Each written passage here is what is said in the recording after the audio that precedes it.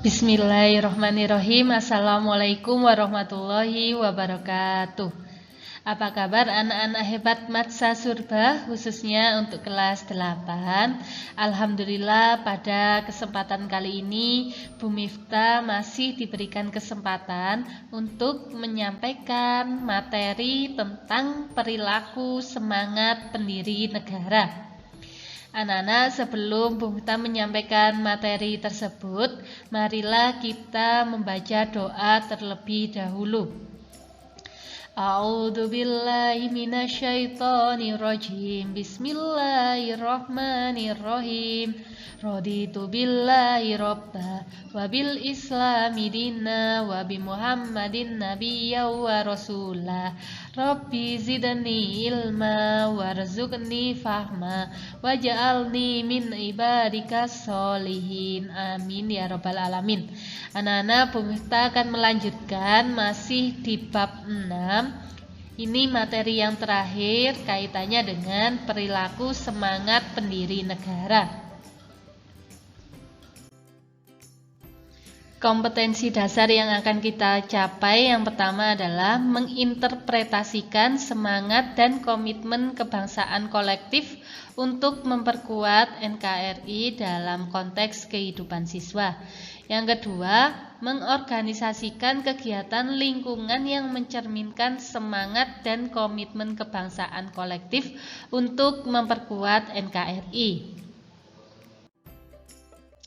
Adapun tujuan pembelajaran yang akan kita capai, yang pertama adalah siswa diharapkan dapat menjelaskan perilaku semangat dan komitmen kebangsaan. Yang kedua, siswa diharapkan dapat menyebutkan perwujudan perilaku semangat dan komitmen kebangsaan. Perilaku semangat pendiri negara. Jadi anak-anak, hari ini kita akan mempelajari 5 poin kaitannya dengan perilaku, tingkah laku yang dilakukan oleh pendiri negara sehingga menimbulkan semangat untuk merebut kemerdekaan. Yang pertama adalah rasa cinta terhadap tanah air. Yang kedua, membina persatuan dan kesatuan. Yang ketiga, rela berkorban. Yang keempat, pengetahuan budaya. Yang kelima, menjaga kesatuan. Yang akan Bu Miftah sampaikan, poin pertama adalah perwujudan rasa cinta terhadap tanah air, atau nama lainnya adalah paham nasionalisme. Nah, pada poin pertama ini, kalau kita kaitkan dengan Pancasila, yakni termasuk sila ketiga Persatuan Indonesia, di mana kita bisa menunjukkan rasa cinta terhadap tanah air kita dengan beberapa perilaku yang bisa mencerminkan sifat tersebut anak-anak. Yang pertama, menjaga keamanan wilayah negaranya dari ancaman dari dalam ataupun luar negeri. Nah, artinya di sini keamanan ternyata bisa dipengaruhi oleh 2 faktor anak-anak. Bisa dari warga negaranya itu sendiri ataupun dari warga negara lain atau dari negara lain anak-anak. Nah, contoh kalau misalnya bentuk ancaman dari dalam negeri, misal ada warga negara Indonesia yang melakukan demo kaitannya dengan kebijakan yang dibuat oleh pemerintah, atau warga negara melakukan terorisme. Nah, sedangkan kalau dari luar negeri, misalnya melakukan perang antara Indonesia dengan negara A misalnya. Poin yang kedua, menjaga kelestarian lingkungan dan mencegah terjadinya pencemaran lingkungan. Nah, kalau anak-anak sudah membuang sampah pada tempatnya, berarti anak-anak sudah mencerminkan rasa cinta terhadap lingkungan. Poin yang ketiga, mengolah kekayaan alam dengan menjaga ekosistem guna meningkatkan kesejahteraan rakyat.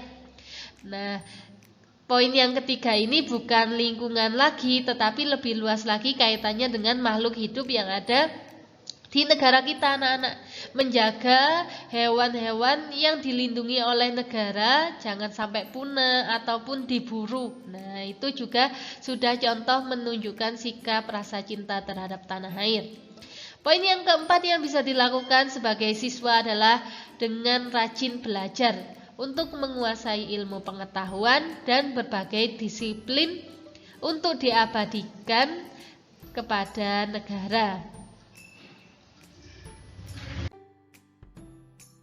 Poin yang kedua, perwujudan membina persatuan dan kesatuan bisa dilakukan dengan menghormati antar sesama manusia. Tidak mengolok-olok, tidak mengejek. Nah, itu juga termasuk membina persatuan. Yang kedua, tidak membeda-bedakan manusia antara si kaya atau yang kurang kaya, yang pintar ataupun yang kurang pintar, tidak boleh dibeda-bedakan. Yang ketiga, menjalin persahabatan antar suku bangsa. Jadi meskipun misal si A dari suku Jawa sedangkan si B dari suku Madura, nah sama-sama Jawanya tetapi sukunya berbeda, anak-anak itu tidak boleh dipilih-pilih, harus sama sukunya, tidak boleh seperti itu. Yang keempat, mempelajari budaya sendiri dan memahami budaya daerah lain. Jadi melestarikan budaya yang ada di daerahnya masing-masing, tetapi juga harus mempelajari budaya yang ada di daerah lain supaya anak-anak bisa saling menghormati. Selanjutnya, memperluas pergaulan demi persatuan dan kesatuan bangsa. Ini sudah jelas ya. Yang terakhir, mengerti dan merasakan kesedihan dan penderitaan orang lain sehingga bisa memunculkan rasa persatuan dan kesatuan. Merasa senasib sepenanggungan, merasa sama-sama tinggal di Indonesia sehingga bisa merasakan penderitaan yang dialami oleh saudara kita. Poin yang ketiga, perwujudan rela berkorban. Nah, ini ada kaitannya dengan rasa cinta terhadap tanah air, anak-anak. Tetapi kalau rela berkorban, ini adalah lebih khusus lagi, karena kesediaan, kerelaannya tanpa memandang bulu, tanpa pamrih. Nah, itu sikap rela berkorban. Nah, perwujudannya bisa kita lakukan dengan berkorban dengan tenaga atau dengan pekerjaan. Jadi tidak hanya dengan materi saja ya anak-anak. Misal anak-anak tidak memiliki banyak uang lalu mengandalkan tenaganya untuk merelakan jiwa raganya untuk membantu sesama manusia juga boleh. Yang kedua, berkorban dengan menyumbangkan pemikiran bagi keutuhan NKRI.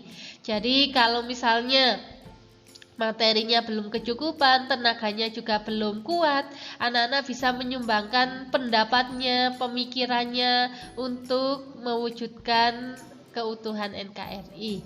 Yang ketiga, berkorban untuk menahan diri tidak berbuat sesuatu yang dapat merugikan bangsa dan negara. Nah, berarti bisa mengendalikan diri untuk tidak mencoreng nama baik negara Indonesia. Yang keempat, berkorban dengan harta yang dimiliki untuk kejayaan bangsa dan negara.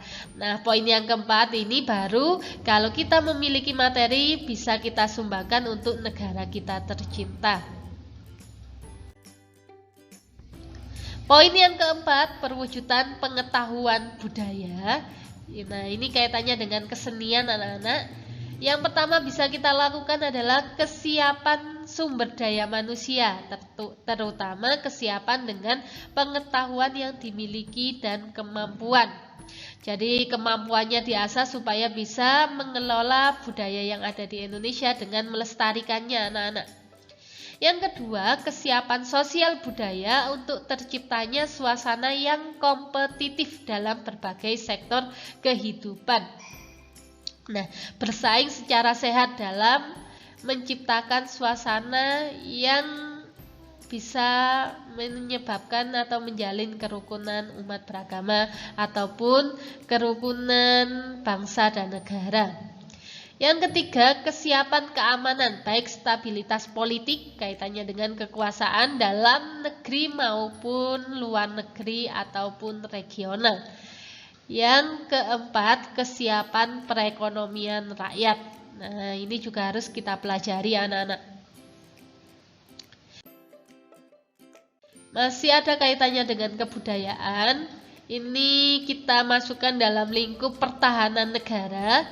Kemajuan tersebut sangat dipengaruhi dengan pola ataupun bentuk ancaman. Nah, ancaman tadi sudah Bu Mumtaz sampaikan, bisa dari dalam ataupun luar negeri. Ancaman tersebut bisa menyangkut kaitannya dengan kedaulatan negara kita, anak-anak. Kewenangan negara kita untuk mengurusi urusannya sendiri tanpa campur tangan dari negara lain yang semula bersifat konvensional atau tradisional, jadi masih bersifat kedaerahan, bisa berkembang menjadi multidimensional yang bentuknya bisa fisik ataupun non-fisik. Jadi ancamannya bisa berupa fisik kaitannya dengan tenaga ataupun non-fisik kaitannya dengan pemikiran atau pendapat yang bisa disampaikan, baik berasal dari luar negeri maupun dari dalam negeri. Nah, ini sudah paham ya. Yang terakhir adalah perwujudan menjaga kesatuan NKRI. Yang pertama bisa dilakukan adalah menjaga wilayah dan kekayaan tanah air Indonesia, menciptakan ketahanan nasional, ini sudah jelas ya, menghormati perbedaan suku, budaya, agama, dan warna kulit. Jadi harus tidak boleh sara, harus menghormati semua perbedaan yang ada di Indonesia. Mempertahankan kesamaan dan kebersamaan, memiliki semangat persatuan yang berwawasan Nusantara. Jadi wawasannya lebih luas, tidak mementingkan satu daerah saja. Yang terakhir, menaati peraturan yang ada di Indonesia. Nah, itu materi yang bisa Bu Mumtaz sampaikan kaitannya dengan perilaku semangat pendiri negara yang bisa kita terapkan dalam kehidupan sehari-hari. Nah, sekarang anak-anak silakan mengerjakan tugas dari Bung Miftah, 2 soal saja. Yakni tadi Bu Mumtaz sudah menyampaikan kaitannya dengan ancaman terhadap kedaulatan negara yang semula bersifat konvensional sehingga berkembang menjadi multidimensional. Nah, pertanyaannya anak-anak, yang pertama adalah apakah yang dimaksud dengan konvensional dan multidimensional yang sudah Bu Mumtaz jelaskan di slide sebelumnya? Yang kedua, berilah contoh ancaman dari dalam dan luar negeri yang ada kaitannya dengan mempertahankan NKRI. Sekian yang bisa Bu Mumtaz sampaikan, semoga bermanfaat untuk anak-anak. Semangat belajarnya, silakan tugasnya dikerjakan. Seperti biasa anak-anak ditulis di buku catatan anak-anak, lalu difoto, dikirim di GC. Wassalamualaikum warahmatullahi wabarakatuh.